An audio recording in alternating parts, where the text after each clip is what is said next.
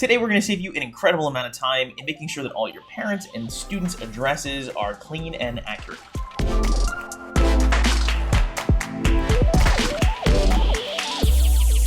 Cleaning up bad data is one of the most tedious, time-consuming things that any data manager has to do. And even if you're doing great online registration, or even if your main office is keying data in, sometimes bad addresses can get into the system. So today I'm going to show you a very fast way to go in and see which addresses are bad and fix them all in one shot. So if you're an Encore SIS district, I'm going to point you to what's called the address validator. So the address validator over here on the right hand side shows me which school I'm looking at and the different address fields that I can validate. So for student mailing addresses here, I see 280 addresses that are in, 40 have not been checked, and I've got 180 that are invalid. That's interesting. We'll look at that in a second.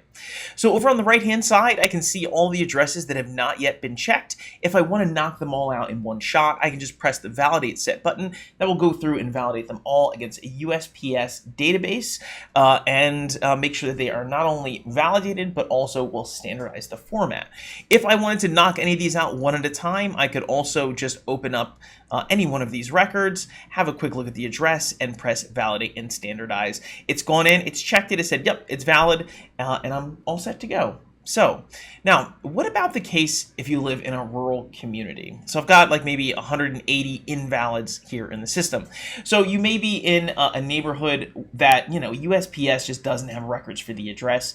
This happens all the time. It's just that dirt road down there, but we absolutely know that it exists, right? So if that is the case, like Hazy Mountain Key here in this in Gibbstown, I can open up this record and I can say, you know what, I am 100% certain that this address exists. So I can press the Mark Address as Valid button, and that is going to override this and mark it as valid in my system, so that in the future, Encore just knows that, hey, that's a legit address. If you go in and make any of those changes and you ever want to go see, oh my gosh, what did we do? Is that the right thing? I always can press the changelog button and just go see any changes that my staff has made.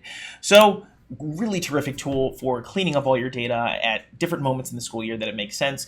If you're not using the address validator, you want to learn more about it, give us a shout, or I will put a link here where you can find out more about this tool. Hope this saved you some time, and I'll see you next time.